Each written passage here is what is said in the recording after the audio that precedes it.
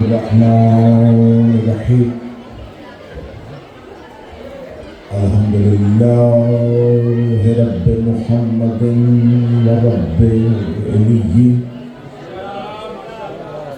الذي خلق السماوات والأرضين في محبة عباده الطاهرين وكتب إقرار ولاية علي في المقدر للمؤمنين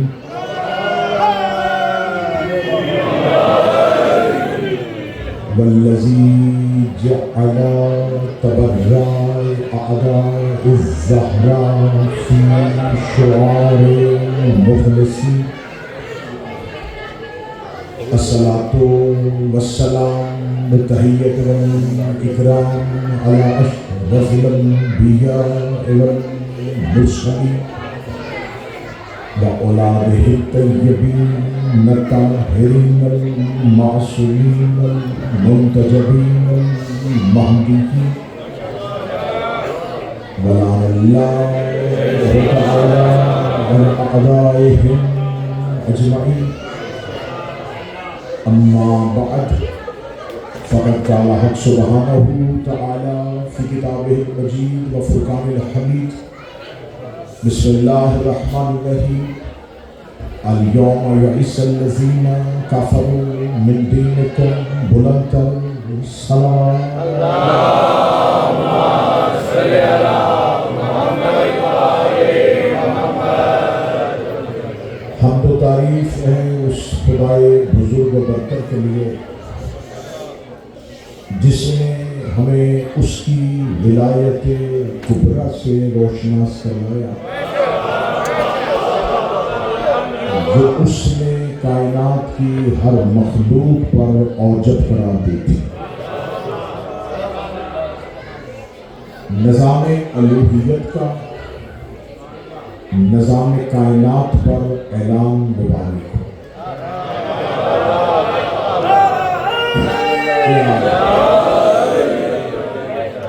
الہی پیرہن کا بدن علی پہ زیر تن ہونا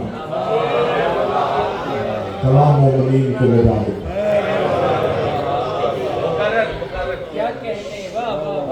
الہی پیرہن کا بدن علی پر زیر تن ہونا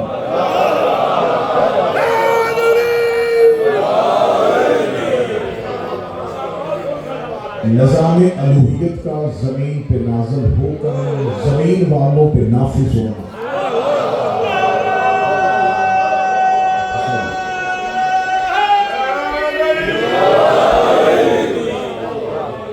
بقائے وجود کائنات کے باقاعدہ اعلان کر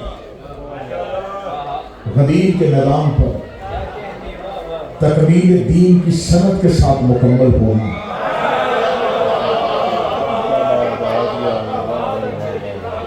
اور کائنات میں بن باپ کے پیدا ہونے والے ہر ایک شجرے کا بے نقاب ہونا.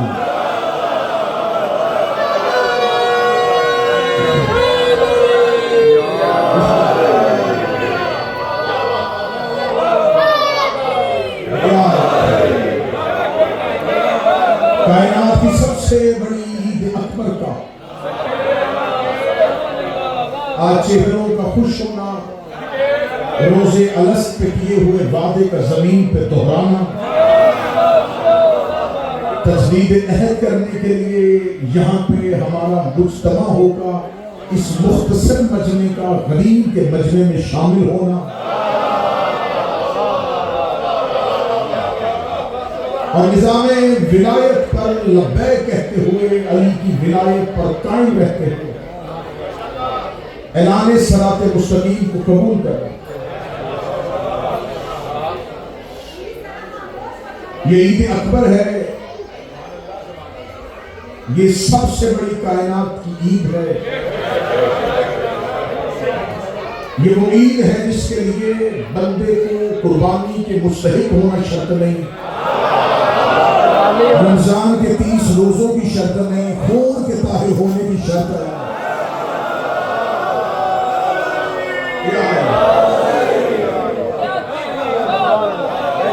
ہمارے سامنے اللہ کے قرآن سے اس عید اکبر پہ اس آیہ کریمہ کو تلاوت کیا جس میں خداوند متعال ارشاد فرما رہا ہے الیوم یئس الذین کفروا من دینکم. ترجمہ پڑھوں گا اور چہروں سے پتہ چل جائے گا کہ عید ہو چکی ہے. اللہ فرما رہا ہے میرا حبیب آج کافر تیرے دین سے مایوس ہو گئے.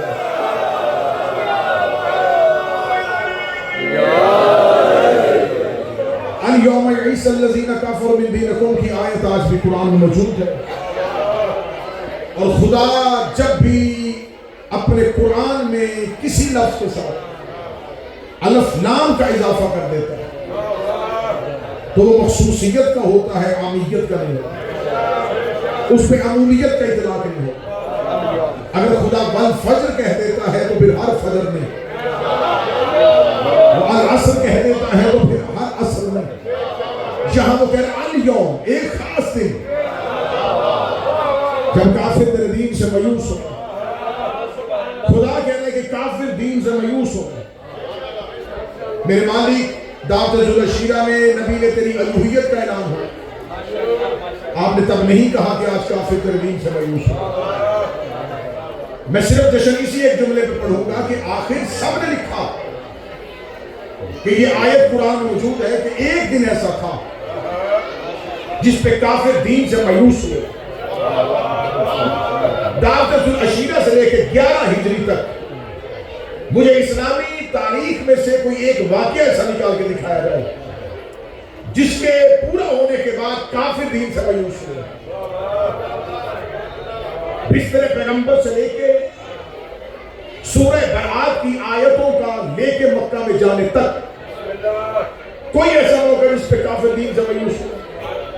ہمارے علماء کرام نے لکھا کہ یہ آیہ کریمہ سورہ غدیر پہ آئی جب رسول نے اعلان ولایت امیر المومنین کر دیا. ہم نے اس تفسیر کو، اس ترجمے کو قبول کیا کہ کافر دین سے مایوس ہوئے.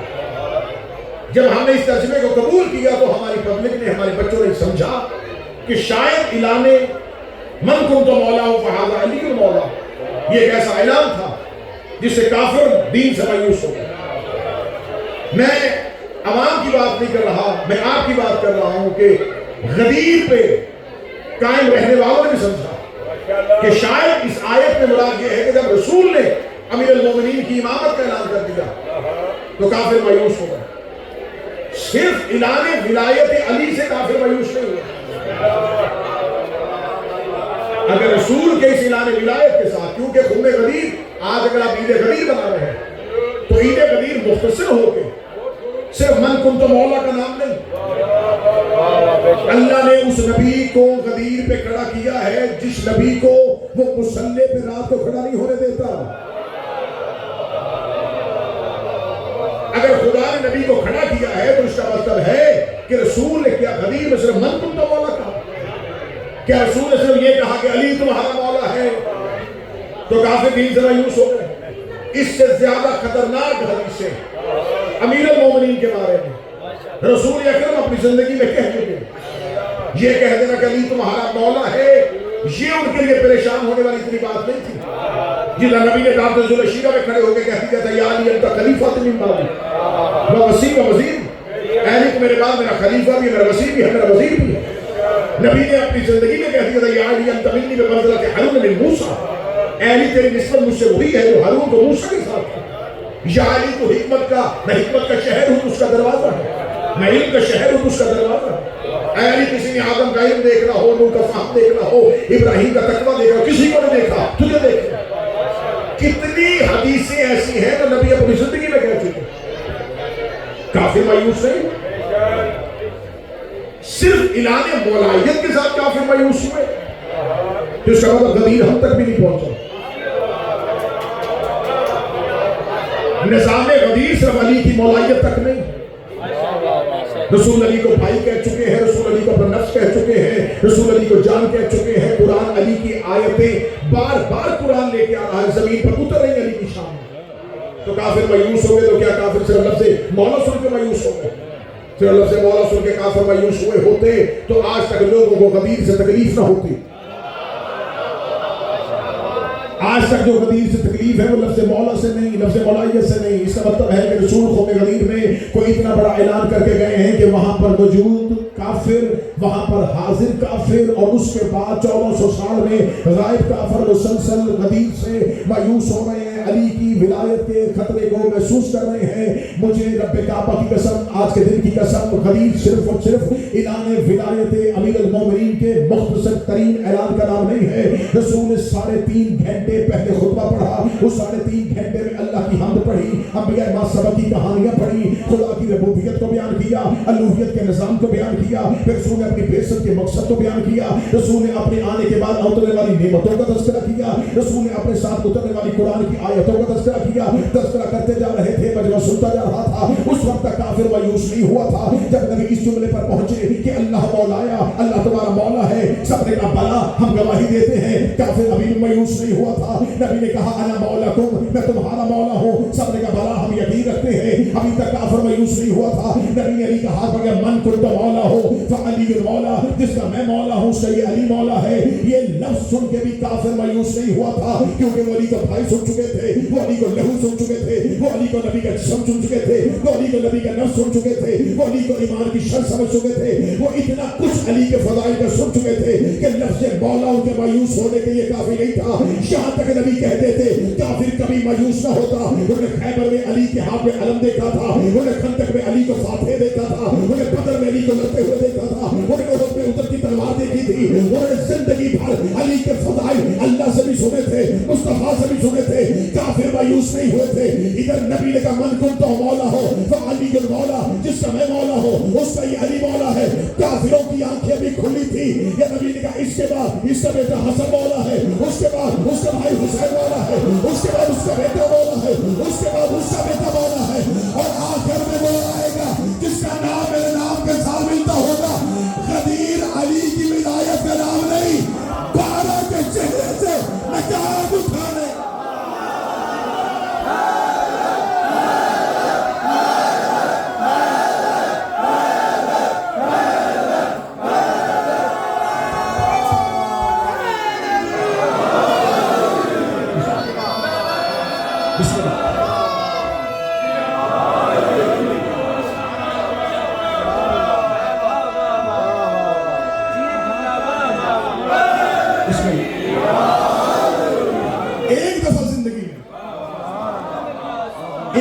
زندگی میں خطبہ غدیر ضرور پڑھیے. جو زبان آپ سمجھتے اس میں اس کا ترجمہ پڑھیے. غدیر صرف علی کی مولایت کا نہیں، تسلسل ولایت کا تذکرہ ہے. صرف ایک نہیں، اس لیے میرے مذہب میں سے ان 12 میں سے کسی ایک کی ولایت کا بھی انکار.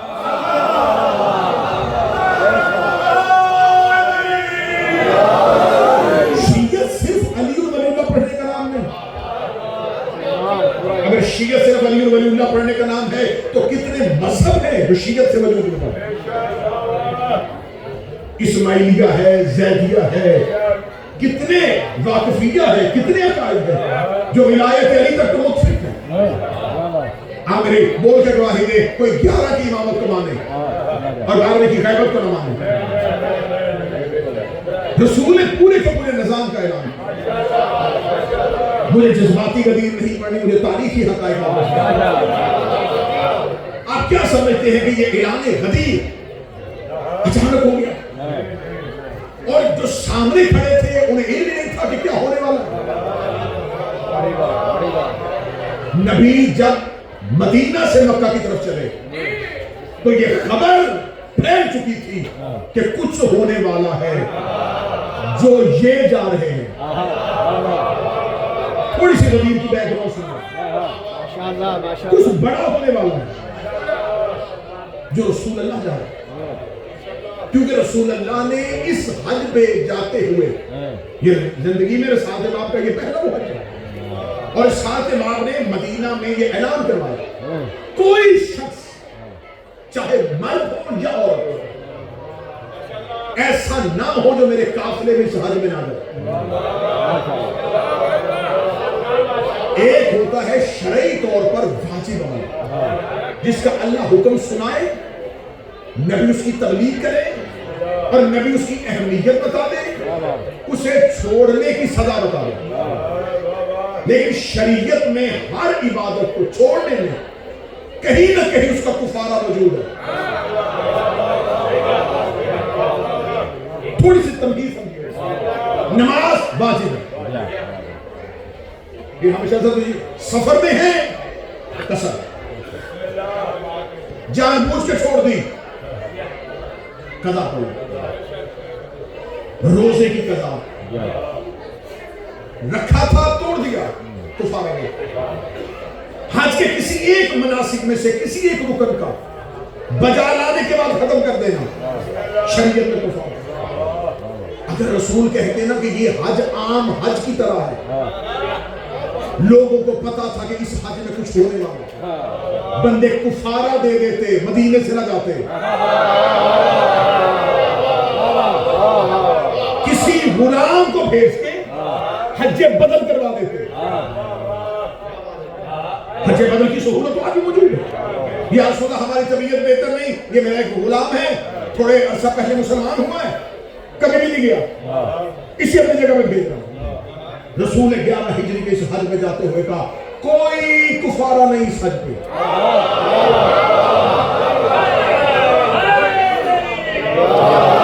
اہمیت حدیث سمجھ لیں گے تو پھر آپ کو پتہ چلے گا کہ اس محل وقوع کا انتخاب کیوں تعین کیوں کیا گیا، یہ اعلان غدیر میں کیوں ہوا.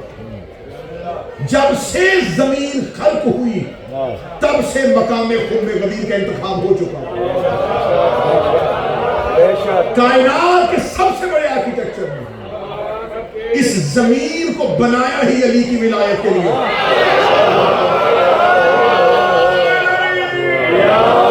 اس کی جغرافیائی اور تاریخی حیثیت ختم کرنے کے لیے مشہور کیا گیا. ایک تالاب تھا، کسی دوسرے نے بیان کیا اسے کہا نہیں اس جگہ پہ آ کے اس لیے کہ یہاں سے رستے جاتے تھے. اب بڑا ایک عمدہ ادبی جملہ کہنے لگا ہوں، کبھی بھی رستے ہادی کی مجبوری نہیں ہوتے. جو سمجھ چکا ہے میں اس کو دعوت دے رہا ہوں، محتاج ہدایت کی مجبوری ہوتی ہے. ہادی جہاں چلے وہ رستہ ہوتا ہے.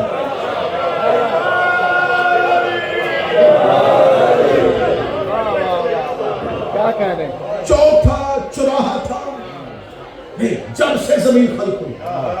کائنات کے ناظم الامور، کائنات کے سب سے بڑے مصور حقیقی نے اس زمین کو ڈیزائن اس طریقے سے کیا تھا کہ یہاں پر اگر کوئی کھڑا ہو کے تقریر کرے تو چاروں طرف سے دیکھا جائے. یہاں پر اگر کوئی بولے، جیسے کہ جدید دور اگر کسی بھی جگہ پر کوئی ہال ایسا بنایا جاتا ہے جہاں پر مختلف سیمینار ہونے ہو تو وہ چیک کرتے ہیں کہ اس ہال کے اندر ساؤنڈ کوالٹی کیسی رہے گی، دیواروں کی آپس میں تناسب جو ہے وہ فاصلے کا کتنا ہوگا، چھت کی اونچائی کتنی ہوگی. غدیر کے چوک کو، غدیر کے اس میدان کو اللہ نے اس طریقے سے ڈیزائن کیا کہ یہاں جو آواز دیتا تھا وہ چاروں طرف گونجتی تھی. اور اتنی ترقی ہونے کے باوجود آج بھی میرا مولا تمہیں لے جائے غدیر کی اس جگہ کی اس اہمیت کو کم نہیں کیا گیا، ختم ہو ہی نہیں سکی. اللہ نے اسے بنایا ہی علی کی ولایت کے لیے. غدیر میں کچھ بھی حادثاتی طور پہ نہیں ہوا. رسول اللہ چلتے ہوئے حکم دیا کوئی ایسا نہ ہو، کوئی مرد کوئی عورت کوئی بوڑھا یا اس میں کچھ ضعیف ہے ہمیں سواریوں میں بٹھاؤ. یہاں سے میں اہل سنت کی کتاب مسند احمد بن حنبل سے لے کے روایت پڑھی، اس میں ہے کہ حضرت اسماء بنت امیس کہتی ہیں میرے ہاں بچے کی ولادت متوقع اور قریب تھی. ان حالات میں ایسے اوقات میں عورت کا سفر کرنا مکروہ ہے، تو میں نے نبی کو کنیز کے ذریعے پیغام دیا کہ یا رسول اللہ میں اس تکلیف میں ہوں. فرمایا تم پر بھی واجب ہے.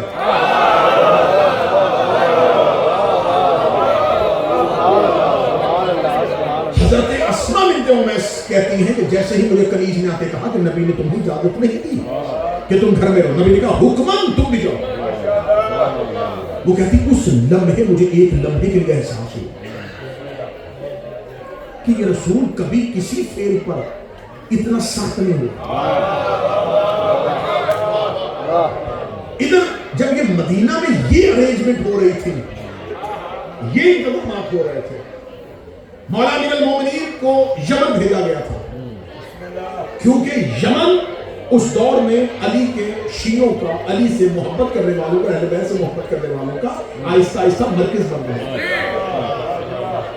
امیر المومنین نے جس قافلے کو لیڈ کرنا تھا اس نے یمن سے آنا تھا، جسے مدینے سے لے کے نکلنا تھا، اور رسول اللہ اس کو لیڈ کر رہا تھا.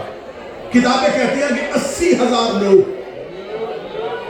رسول کے قافلے میں، 12,000 سے لے کے 16,000 کی روایت ہے جو امیر المومنین کے ساتھ چلے، جو چھوٹے چھوٹے شہروں سے ملے جھوٹ کی صورت میں. اچھا ہر سال حج ہوتا تھا، لیکن نبی اس طرح حکم نہیں دے رہے تھے. نبی نے آج کہا اس سال، کیونکہ میں جا رہا ہوں، جس نے اس سال یوں میرے ساتھ حج کیا وہ سمجھے کہ اسے 1.25 لاکھ انبیاء کے ساتھ کیا.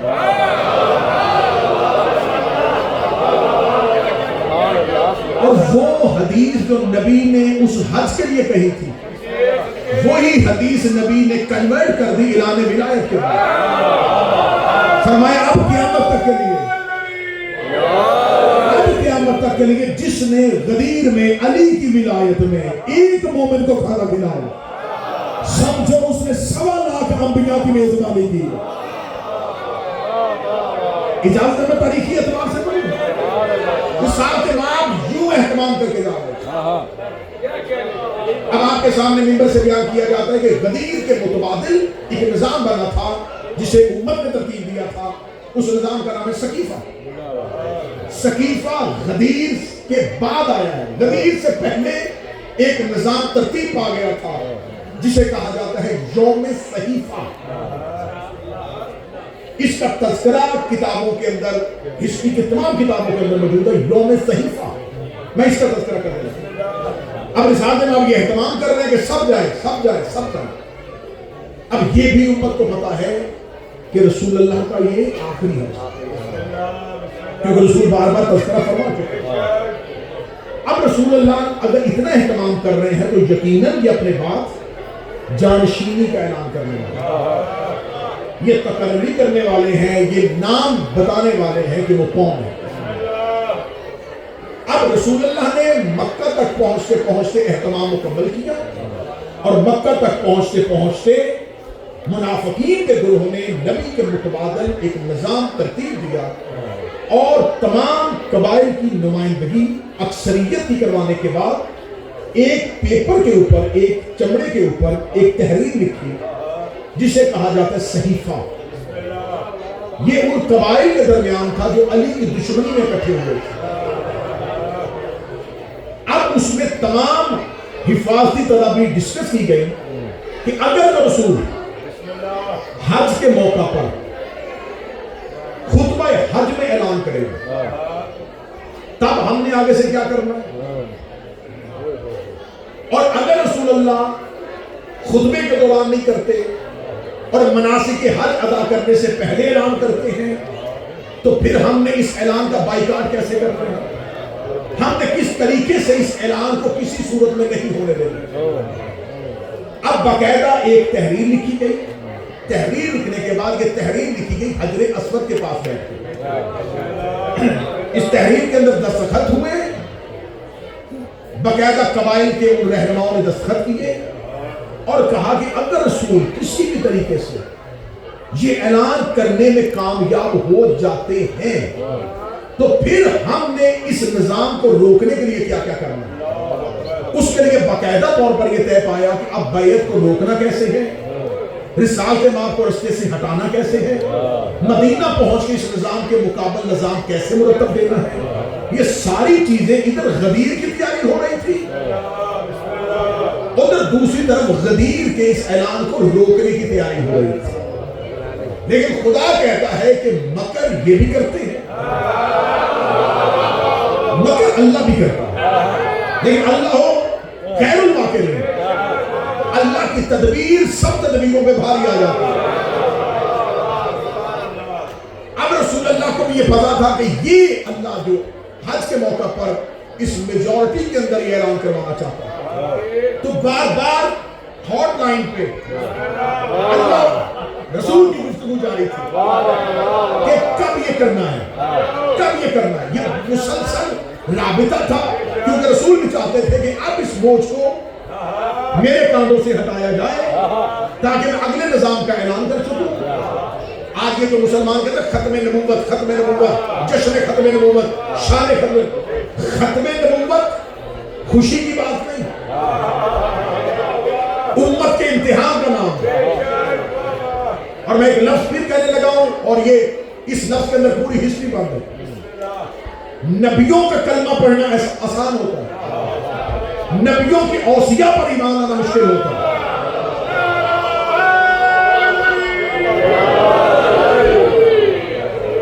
اب ادھر یہ تیاری ہو رہی ہے اور ادھر یہ تیاری ہو رہی ہے۔ خدا نے کہا میرا حبیب وقت مقام تیار ہو چکا ہے، میں عین موقع پر تمہیں اس سے آگاہ کروں گا، تم نے اسے ظاہر کرنا ہے۔ رسالت امام مناسک حج میں جا رہے تھے اور امت بار بار نبی کو دیکھ رہی تھی کہ نبی کس موقع پر اعلان کرتے، کس موقع پر اعلان کرتے۔ مناسک حج مکمل ہوئے، خطبہ حج ہوا، رسول نے اعمال کی باتیں بتائیں، عبادات کی باتیں بتائیں، خطبہ حج مکمل ہو گیا۔ اگر رسول خطبہ حج میں علی کی ولایت کا اعلان کرتے تو آج مولوی کہہ دیتا جیسے رسول ہمسایوں کے حقوق بیان کر رہا تھا ویسے ہی علی کی ولایت کا بھی تذکرہ کر دیا، تو اہمیت ولایت ختم ہو جاتی ہے۔ لوگ کہتے ہیں نہیں یہ تو عام روزمرہ کے مسائل کی بات کر رہا تھا، رسول بتا رہا تھا مسافر کا حق کہنا ہونا چاہیے، رسول کہنا ہمسایوں کے حقوق کیسے ہونے چاہیے، اسی کے درمیان میں نکل گیا اللہ کا بنا عبادتوں کے درمیان علی کا ذکر نہ کرنا،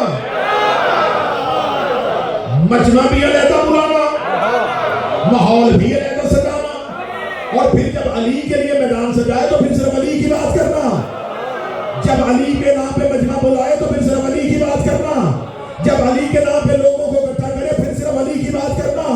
اگر یہیں پہ رکی ہو تو میں جملہ کہہ دوں، یہ رسول کی سنت ہے، جب مجمع علی کے نام پہ بلایا جائے تو پھر بات صرف علی کی سنائی جاتی ہے۔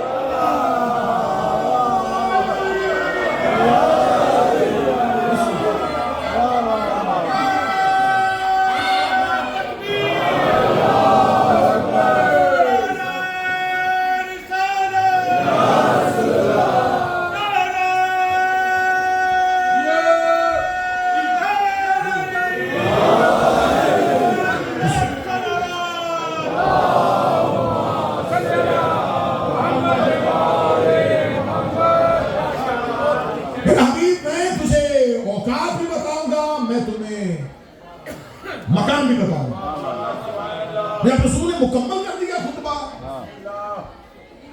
حج کے تمام مناسک ادا ہو چکے تو منافقین ایک دوسرے سے پوچھنا شروع کیا، اعلان کیوں نہیں ہوا، اعلان کیوں نہیں ہوا؟ صحیفہ کے اندر یہ ایک شرط یہ بھی لکھی گئی تھی، یہ بھی تدبیر لکھی گئی تھی کہ اتنے مجمع میں نبی جب بھی بات کرنے لگے تو کیونکہ جو قریبی لوگ ہیں جو ہر وقت نبی کو ہلکے میں لیے پھرتے تھے کہ تم جو بالکل قریبی لوگ ہو تم نے نبی کی اس گفتگو کے درمیان ایسے شور کرنا ہے کہ یہ بات ہم تک رہے، عوام تک نہ پہنچے۔ جس کی ایک ایگزامپل پوری بھی ہوئی کہ جب رسول نے اپنے حجرے میں کہا کہ مجھے کاغذ قلم لا کے دو تو بخاری نے لکھا کہ وہاں شور شروع ہو گیا، شور مچانا شروع کر دیا کہ پتہ ہی نہ چلے کہ نبی کیا کہہ رہے ہیں، پتہ ہی نہ چلے کہ نبی کہنے والے کیا ہیں۔ لہٰذا یہ طے ہو چکا تھا کہ ہم نبی کے سراؤنڈنگ میں رہنا ہے، نبی بات شروع کریں گے ہم شور کر دیں گے۔ اب یہ اپنی سواریوں کو نبی کے ساتھ ساتھ لے کے چل رہے ہیں، اب یہ سواریاں نبی کے ساتھ ساتھ آ رہی ہیں، بالکل نبی کو ہلکے میں لیا ہوا ہے کہ مدینے تک نبی کو پبلک کے ساتھ گفتگو کرنے سے روکنے کے لیے درمیان میں یہ حد ایسی بنا دے، بیریئر ایسا بنا دے کہ نبی میں اور عام پبلک کے درمیان فاصلہ رہے۔ جیسے ہی رسول وہاں سے چلتے ہوئے آ رہے ہیں اب اللہ اور رسول کے درمیان اب نہیں، ابھی نہیں، اب نہیں، ابھی نہیں، اب اور کتابیں کہتی ہیں کہ نبی کے سواری کی مہار دکھنے میں ابو ذر کے ہاتھ میں تھی، حقیقت میں جبریل کے ہاتھ میں تھی۔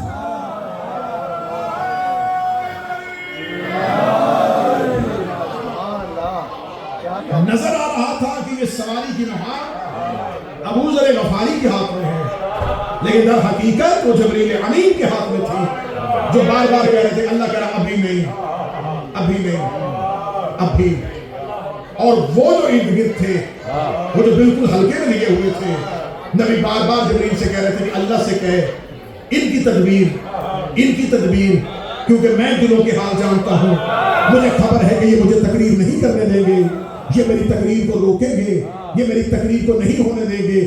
جیسے ہی وہ مقام آیا جس کا تعین ہو چکا تھا، جس کے لیے غدیر کا انتخاب ہوا تھا، جس کے لیے زمین کو اس حصے کو بنایا گیا تھا، جس پہ خلقت ہوئی تھی اس جگہ کی، جہاں پہ نبی کی سواری قدم آنے تھے، یا جبریل امین نے مہار کو چھوڑا، مہار کو چھوڑ کے جبریل کا نورانی بدن تھر تھر کانپا، آواز محمد آئی، اے جبریل امین اب کیا ہوا ہے؟ فرمایا وہ کہہ رہا یا ایھا الرسول بلغ ما انزل علیک، اے رسول تجھے یہی اسی وقت وہ پہنچانا پڑے گا، وَإِن لَمْ تَفْعَلْ فَمَا بلغت رسالتہ، اور اگر تو نے ابھی نہ پہنچایا تو تو نے رسالت کا کوئی کام نہ کیا۔ نبی نے کہا کہ وہی ڈر ہے جو دائیں بائیں چل رہا ہے، آواز خدا کر واللہ یعصمک من الناس، اللہ تمہیں انسانوں کے شر سے بچائے گا۔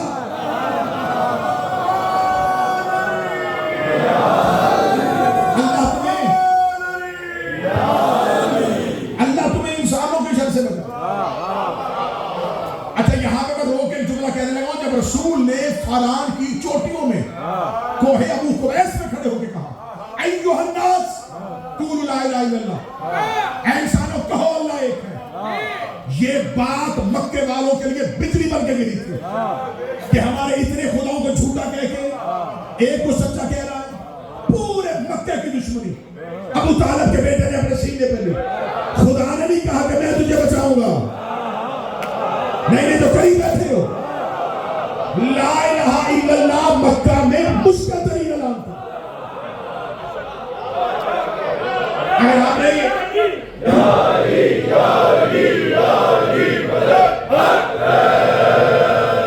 یہ تھی میرے نبی کی بہادری، یہ ہے شجاعت محمدی۔ اگر آپ نے اس بات کا کبھی ایک ایکسپیرینس کرنا ہو، کوئی ایکسپیریمنٹ کرنا ہو، تو جہاں کسی ایک جعلی پیر کے سارے مرید بیٹھے وہاں ان کے درمیان کھڑے ہو کے کہنا تمہارا پیر جھوٹا ہے، مکہ میں سینٹر میں کھڑے ہو کے کون کہتا میں نبی لڑتا نہیں تھا؟ جس کی گود میں پلنے والے کو لوگ علی کہتے ہیں۔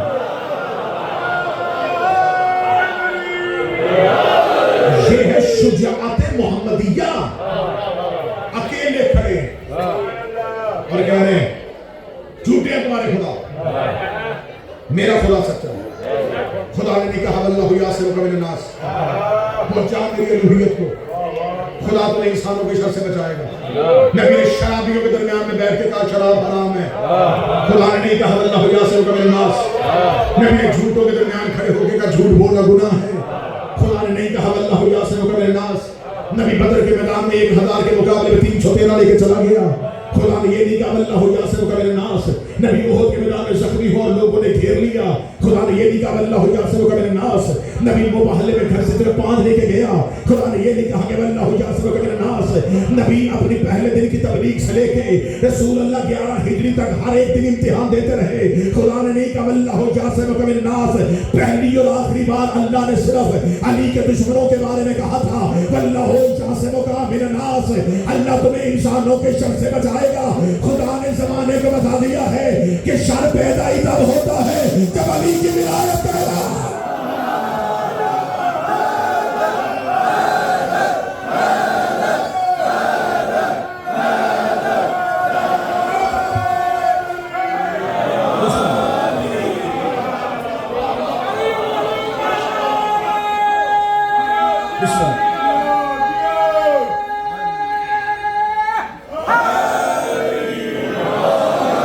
شریعت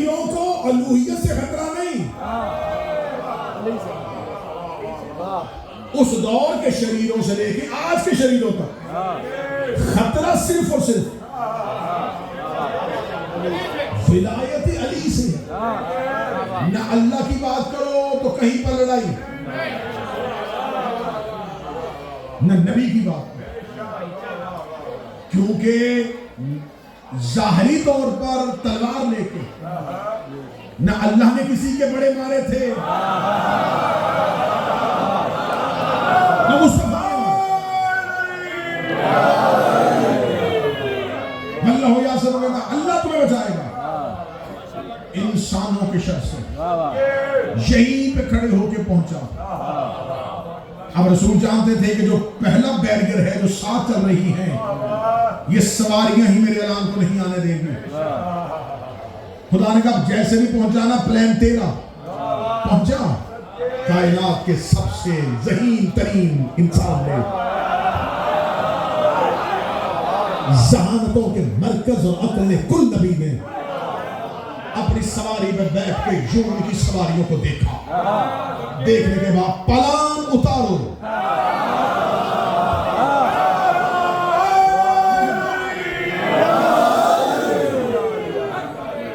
رسول نے اپنے آپ کو، کیونکہ یہ عالمی اسباب ہے، یہاں نبی نے معجزے سے اللہ نہیں بنوایا، معجزے سے اللہ نہیں بنوایا. اللہ کسی فرشتے سے کہتا بیٹھ جاؤ انسانوں کی گردنوں پہ، میری الوہیت کا انکار کرے تو گروڑ دینا. نہ اللہ جبرن اپنی توحید بنواتا ہے، نہ رسول جبرن اپنی رسالت بنواتا ہے. یہ عالم اسباب ہے. اب سبب پہ رسول نے یہ نہیں کہا کہ معجزے سے ان کی سواریاں روک دو. رسول نے عالم اسباب میں اپنے آپ کو بلندی پہ کیا تاکہ شور یہاں ہوتا رہے.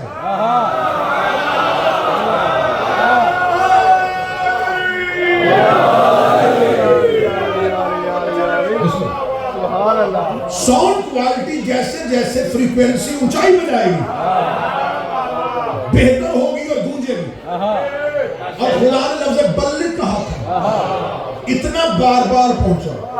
اور یقین کیجئے میں پوری ذمہ داری کے ساتھ کہہ رہا ہوں، لفظ نہیں بھی میں نے خطابت کا استعمال کیا. ہسٹوریکل ایونٹس بیان کر رہا ہوں. کہتے ہیں کہ رسول اللہ کی اس آواز میں جیسے ہی رسول نے اعلان ولایت کیا، خدا نے فضا کے اندر ایک ایسا ایکو سسٹم بنایا کہ لفظ مولا بار بار گونجنا شروع ہو گیا.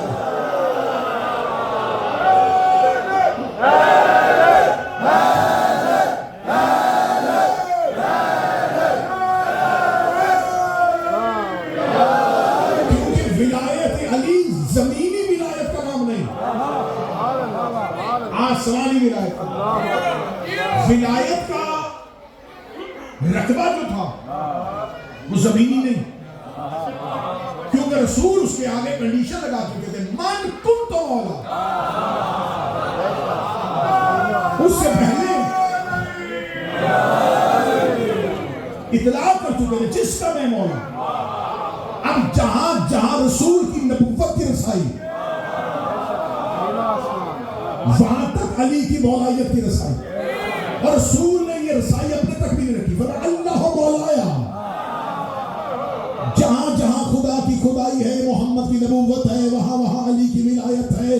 علی کی ولایت کا اعلان رسول نے تیسری ڈگری پہ کیا. سب سے پہلے بتایا اللہ مولایا، اللہ میرا مولا ہے. انا مولاکم، میں تمہارا مولا ہوں. من کنت مولا ہو فعلی مولا، جس کا میں مولا ہوں اس کا علی مولا ہے.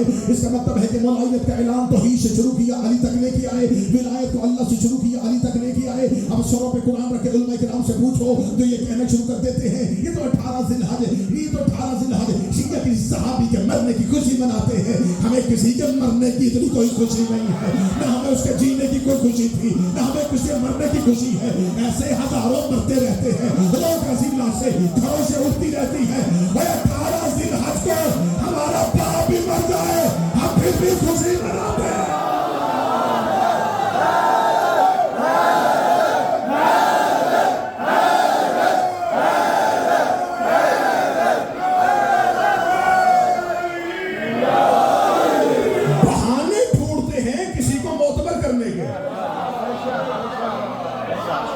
یقین کریں یہ اتنی گہری سازش ہے کہ کہ ویسے تو کچھ شخصیات کچھ پرسنالٹیز ایسی ہیں جن کو موت پر کیا نہیں جا سکتا، ہمارے کسی نہ کسی دن کو اٹھاتے ہیں، اس دن کے ساتھ اس کو جوڑ دیتے کہ اس دن کی وجہ سے یہ مشہور ہو جائے۔ اچھا تو پھر ٹھیک ہے، میں مانچسٹر الرضا میں کیونکہ شیعہ قوم کی یہ نمائندگی اسی نوکر کے حصے میں آئی ہے تو یہ حق میں ادا کر دیتا ہوں۔ بھائی آپ کیا چاہتے ہیں؟ ہم غدیر نہ منائیں؟ کیا کریں؟ آپ شہادت منانا چاہتے ہیں؟ ٹھیک ہے، ہمیں تو شہادت منانے کے بڑے طریقے آتے ہیں۔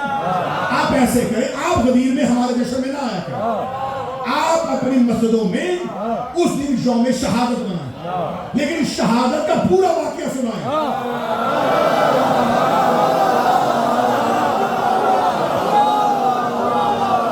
بھائی ہم سے پوچھتے ہو، ہم مولا علی کا اگر ماتم کرتے ہیں تو ہم یوم علی پہ صرف یہ نہیں کہتے شہادت، ہم پوری شہادت بتاتے ہیں، ہم علی کے فضائل پڑھتے ہیں، ہم علی کے فضائل پڑھنے کے بعد مجمع کو بتاتے ہیں کہ زہر کہاں سے آیا تھا،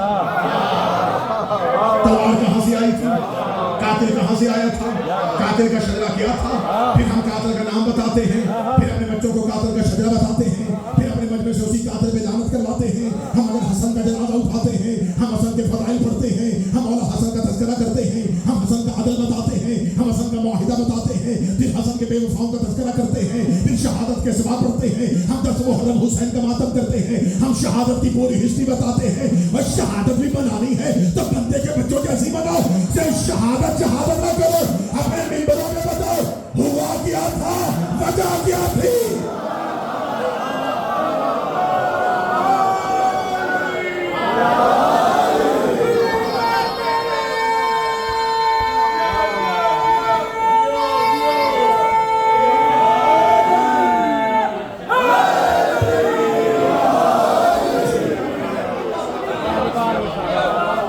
وجہ کیا تھی؟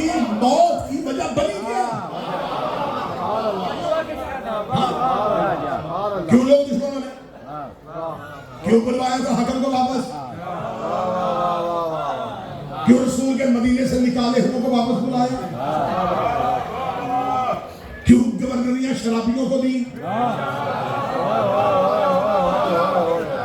کیوں اسلام کے اتنے عظیم ممبروں پر جاہلوں کو بٹھایا؟ تو پھر صرف یہ نہیں کہ ہر چیز ہمارے کھاتے نہیں ڈالنی، منانا چاہتے ہیں آپ، منانا چاہتے ہیں، ہم خوشی مناتے ہیں، منائیں۔ ہم 18 ذی الحجہ کی شام کو جشن ختم کر کے سیدھے وہاں آئیں گے۔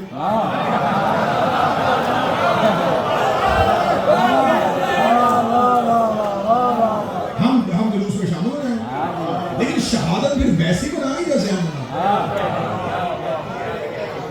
22 رجب کو منانی ہے، 22 والی ڈیٹ بھی آ لیں، 18 ذی الحجہ والی ڈیٹ میں جاتے ہیں، 18 ذی الحجہ والی ڈیٹ، لیکن منائیں ویسے جیسے ہم منائیں۔ یہ واحد قوم ہے جو درخواست دیتی ہے کہ ہمیں بازار میں آنے دو۔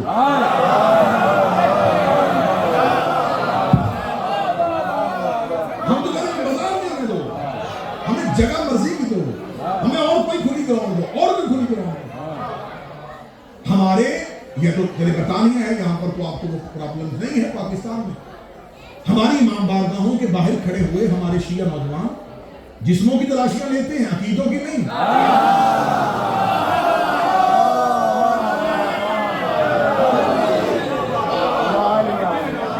یقین کریں کہ ہمارے مجمع سے پتہ چل جائے نا کہ گیٹ اپ سے یہ لگ رہا ہے بندہ ہمارا نہیں، اسے روکتے نہیں، عزت کے ساتھ جگہ دیتے ہیں۔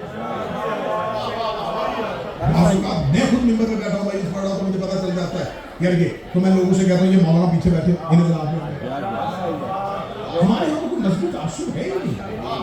اگر آپ 18 ذی الحجہ ایسے منانا چاہتے ہو تو پھر ایسے منائیں، بس اتنا کریں کہ ولادت منانی ہے وہ ڈیٹیں آپ بتا دیں، ہم اپنے کیلنڈر سے مائنس کرتے ہیں۔ ہمارے پاس تو پہلے بہت زیادہ تاریخیں ہیں،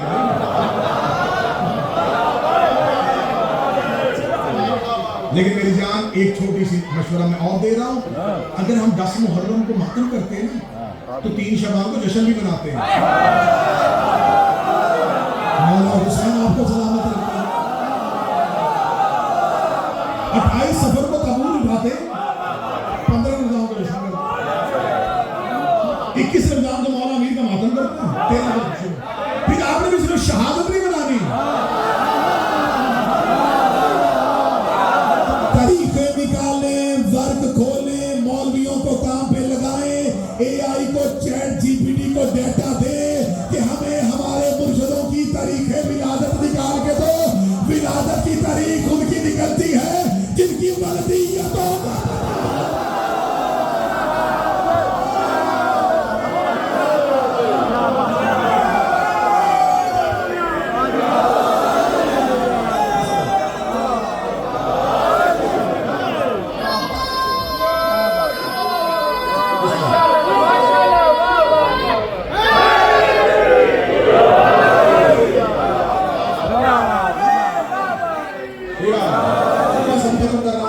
नमाज करीब हो गया और मौजूद तवील हो रहा है।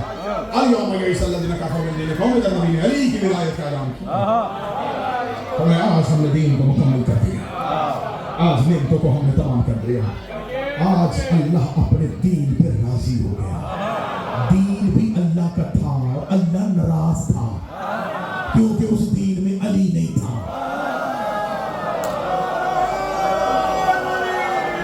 इस जुमले पे रोकोगे तो मैं इसी जुमले पे रोक दूंगा, जैसे जाकिरीन कहते हैं ना मेरा टीप का जुमला आ गया है, मेरा टीप का शेर आ गया है, इसी जुमले पे बोलोगे तो मैं इसी में जश्न तमाम कर दूंगा। खुदा ने कुरान में कहा है कि आज अल्लाह इस्लाम में दीन पे राजी हो गया है, अल्लाह दीन पे राजी हो गया। इसका मतलब है दीन हजरत आदम की खिलाफत के ऐलान से शुरू हुआ था और खुम्मे गदीर पे नबी के तवाफ तक आया। अल्लाह उस दीन पे मुकम्मल राजी नहीं था क्योंकि उस दीन में प्रैक्टिकली अली की विलायत ऐलान नहीं हुआ था। खुदा ने कहा बेशक आदम के दिल में अली था, नूह के सफीने में अली था, इब्राहिम की जुबान पे अली था, सुलेमान के तख्त पे अली था, नबी के